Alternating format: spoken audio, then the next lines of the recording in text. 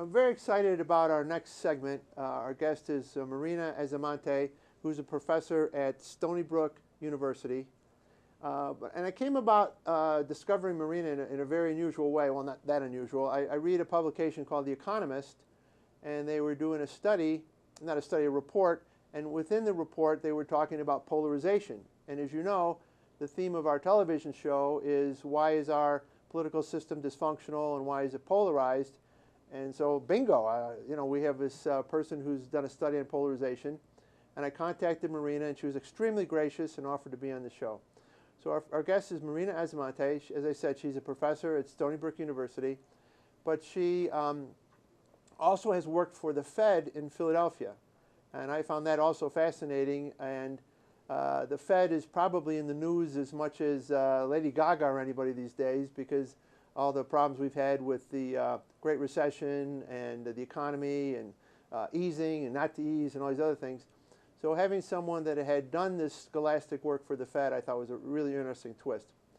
I also told Marina, as we were getting ready for this interview, that I'm very intimidated by this interview because her work is just so scholastic in nature. But from having talked to her just briefly, I'm sure she's going to be able to explain to all of us in words that we can understand not only her great work, but her conclusions, et cetera, et cetera. So with that, Marina, welcome to the program. Hey, thank you for having me. And again, I said I'm intimidated, but in a nice way, because your work is just so impressive to me. So let me ask you this. What made you get started to even think about this topic? What was the interest to you? Well, I've been working sort of on the effects of political frictions on the economy since my PhD dissertation back in 2004. So for a long time, I've been trying to understand how sort of dysfunction between political parties affects the economy through policies, and in particular things like investments, employment, debt, etc. But most what I've done before was theoretical in nature, and I think that after I worked at the Fed and I started being more in contact with numbers, I started trying to ask myself, how would you measure this? How would you quantify political dysfunction in a way that can be used to then try to address how it affects the economy?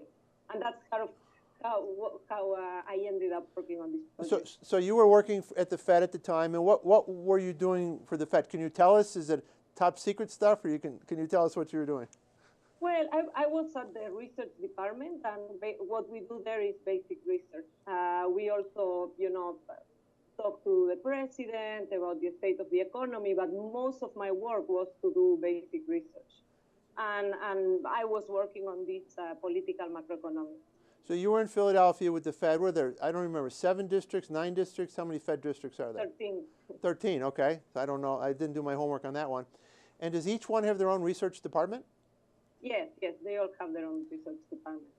Because I assume at all times they're trying to make decisions for their district. So the Philadelphia Fed is trying to make decisions for the Philadelphia district. But I also would guess that they're trying to coordinate with the other districts on topical issues as well, no? Well, I'd rather not talk too much about. Okay. As I said, top secret. I don't want to get in trouble. That's right, top secret. So you developed this fascination with the interaction of politics and the economy. Yes. Are there many people that are in this field? I don't know much about what people are studying in economics. So it's a relatively small field, but it has been growing, especially because the importance of politics, has been growing lately.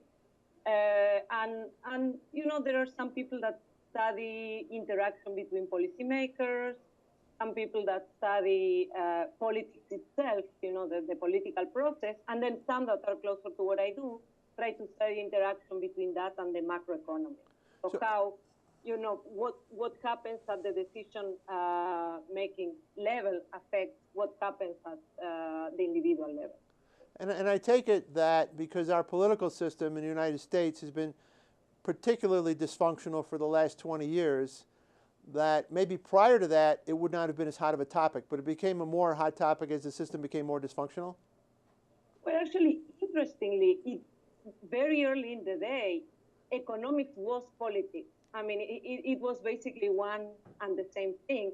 And they started separating later on, but then let's say around the 50s and 60s, it started to converge again, and that actually does coincide with a period in which polarization started rising, and actually the index that you've mentioned early on in the show that I constructed started increasing again.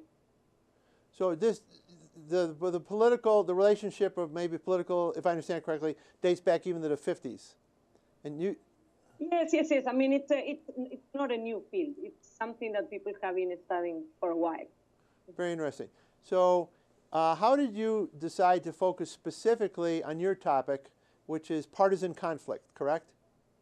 Yeah. Well, so I've been observing that polarization had been increasing in recent years. That the government had become more and more dysfunctional in the sense that it had been more complicated to reach a decision. Entering in long periods of gridlock. So I was trying to understand, how can we quantify that the degree of political dysfunction or political disagreement, and try to see whether this had any effect in, for example, the fact that the Great Recession took so long to recover. So could politics have been something that exacerbated the Great Recession? So for our viewers' purposes, your topic is partisan conflict, and one of the issues that drives partisan conflict is polarization. I just want to clarify that. Exactly. Okay. And actually, in my paper, you can see that if you look at the long-run behavior of partisan conflict, it is very connected to the long-run behavior of polarization. So there is a connection between the two, but it's not always one-to-one. There are periods where polarization was very high, but one of the parties, for example, the Democratic Party, had control of the Presidency, Council, and the Senate, and we almost didn't see partisan conflict. An example of this is the New Deal, in the early 30s. Great, and the Depression, from reading your paper, the Depression was such a unique event that it almost is an outlier to a certain extent, right? Yeah, exactly. It's a period where it was very easy to agree on policy. Other periods that look like that are, for example, when there are national threats or wars. Those tend to be periods where partisan conflict is very, very small. So political scientists refer to this as a rally around the flag, in the sense that parties unite around a common threat and make decisions very quickly. So we see that in the index. That most of the low values that are observed are during periods of 9/11, for example. It's another outlier. Partisan conflict is very, very low. Gotcha. So just so I understand, when I think of someone who's, let's say, a scientist, they usually have a hypothesis, and then they test the hypothesis to see if it's proved right or not. When you go into a project like this, do you go in thinking you're trying to prove something, or do you go in trying to collect a bunch of data and see what the data tells you? Or is there even a difference? Well, no.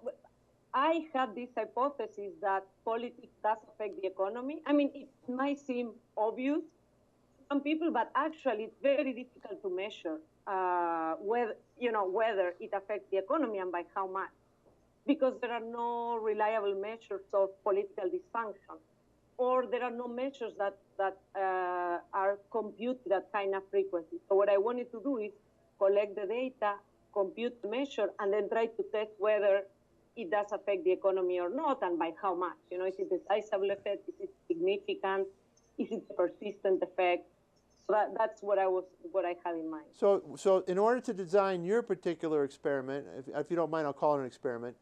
You reached out to newspapers to examine newspapers, and you set up a system to determine when they use certain keywords and whether or not those keywords could be measured in the sense of this partisan conflict.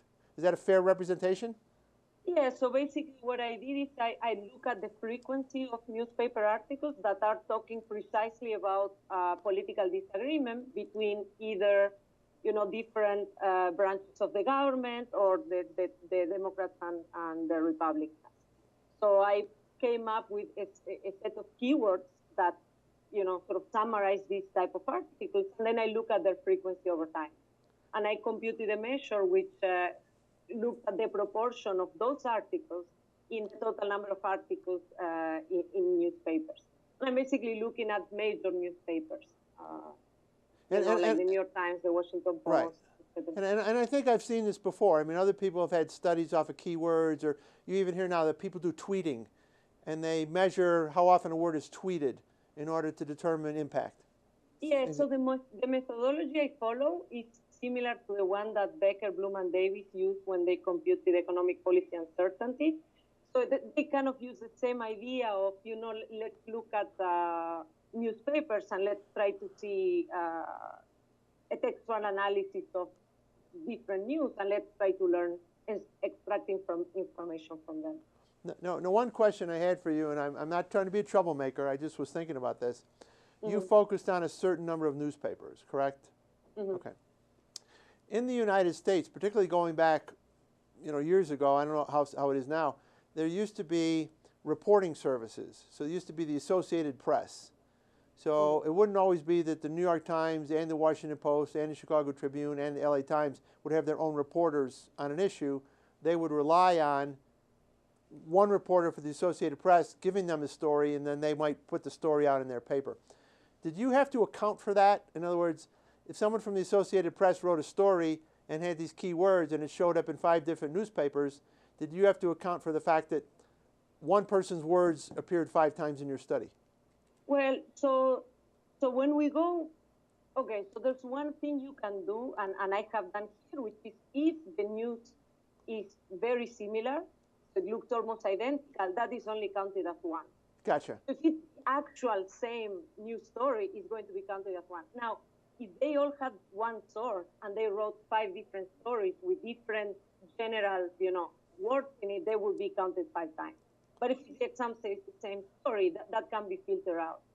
There are actually many things that I use to try to filter out, stories that don't belong, like try to get rid of news that talk about other countries or news that talk about other topics. I try to narrow it, to have a clean measure of what I'm trying to say. Yeah, in fact, when I read your paper, I think you did a nice job of explaining that, all the filtering you had to do. I just didn't notice this one element of filtering. So, if I understand it correctly, you had a filter for similar stories, yes, so that you didn't count them on multiple occasions. Yes.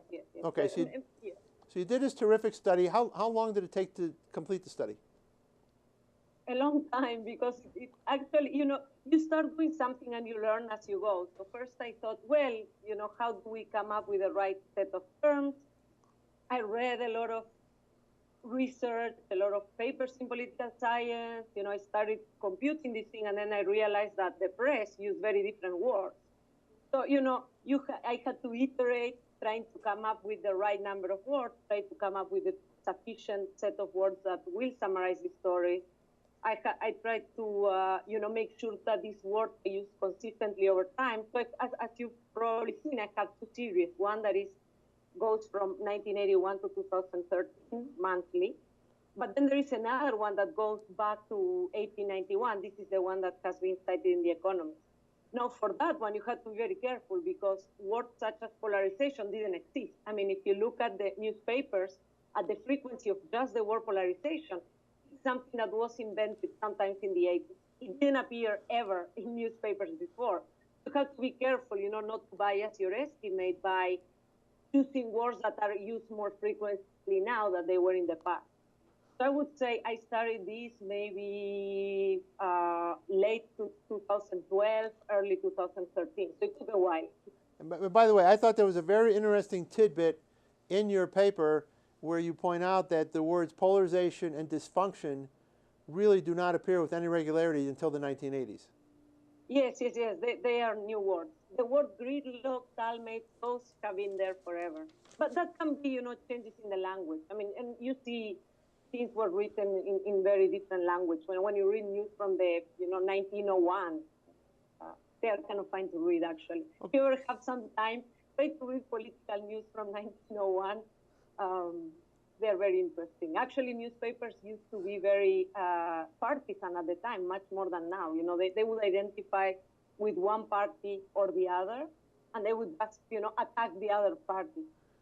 So these are things that have changed over time, and you have to account for this. Actually, it's interesting. I have gone back and looked at a lot of that. Um, and I was doing it in conjunction with trying to understand voting patterns and why people voted more earlier.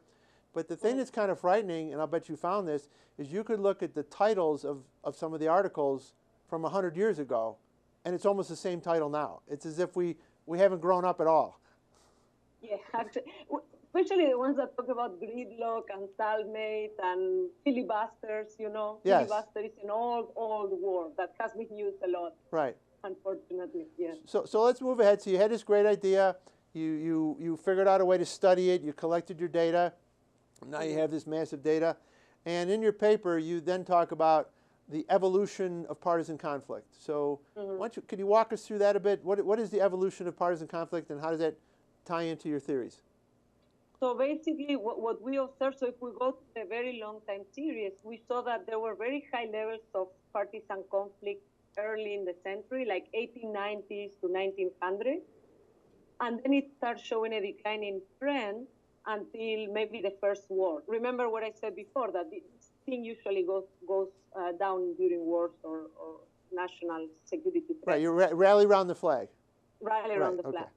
Then it fluctuates, but more or less around a constant mean, and it starts increasing again, more or less near the Voting Rights Act in 1965, and faster since the 80s.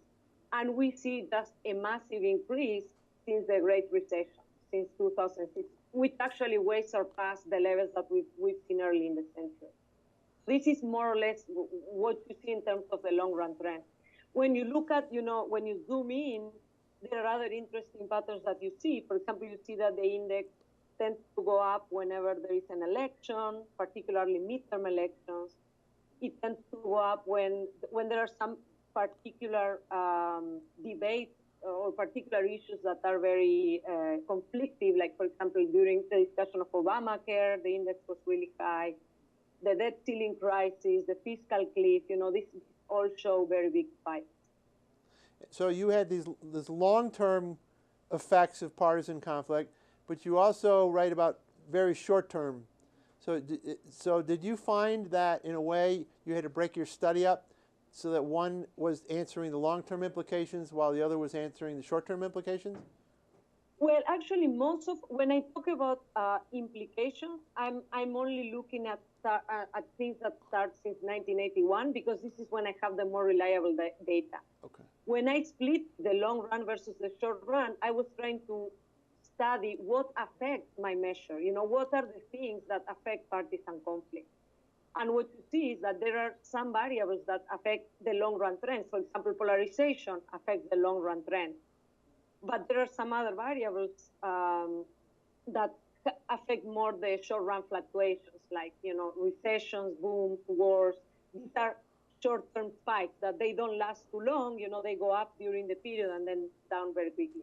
Well, if you look at the long-run trends, you are thinking of things like polarization or political power or the share of seats that the president controls in the House, things like that. That, they affect my theories for longer periods of time. So what, if anything, would you say was the biggest surprise to you as you were digesting the data? Well, actually, to me, the rally around the flag was pretty surprising. I mean, I didn't expect it to be so, consistent. Like you look at World War I, you look at World War II, it's always much lower than anything else. I wasn't that surprised about the spike since the Great Recession, because we've been reading it in the newspapers. And actually, I didn't know coming into this how it would correlate to other variables, but it actually correlates pretty well to things that you would expect, like whether government is divided or not, whether it's related to polarization. We also see that it goes basically hand in hand with inequality, especially since the mid-60s. The two variables grow basically at the same rate. And there are some theories that, talk about why could it be that as there's more inequality in society, parties are not converging to the middle. They are trying to reach people at the extreme. All right. As they say, in time flies when you're having fun, and we're going to start to run out of time. I have a few more questions. So you did this great work, and you did this great study. Let's talk about some of your findings in terms of the relationship of partisan conflict to the economy. That's really the crux of it, right? So from my viewer's perspective, what did you learn, and what are the lessons, the takeaways from what you learned?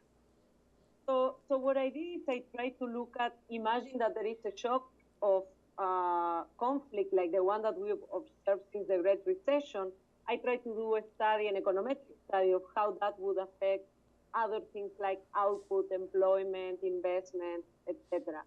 And what I found there is that if you have this increase in inequality, which was pretty large, you would see effects on investment. There would be up to 9% decline in investment after 4 or 5 quarters.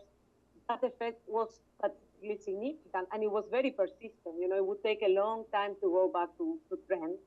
You would also observe effects in the labor market. You would see, I don't know, more than 1 million jobs lost when political dysfunction increases like how it did during the Great Recession.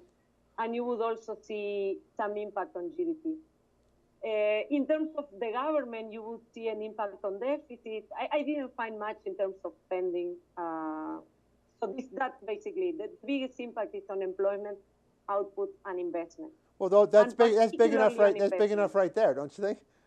Sorry. I said that's big enough right there. Just what you found, It's yeah. And it's particularly the one that is more, I think, robust and striking is the effect on investment, because I try to do that with many econometric techniques, looking at different time horizons. I looked at it using my finer measure, my long run measure, and that thing seems to be pretty robust. But if there is dysfunction, there's going to be less investment. And there are theories about why this happens. And basically the idea is that, when the government, when you cannot predict what the government is going to do, it's very difficult for you to try to figure out what your return on investments are going to be. So to the extent that any investment that you make has some irreversibilities or important costs. Imagine you want to expand the plant. It's something that will take a few years. It's going to involve a big fixed cost of expanding the plant.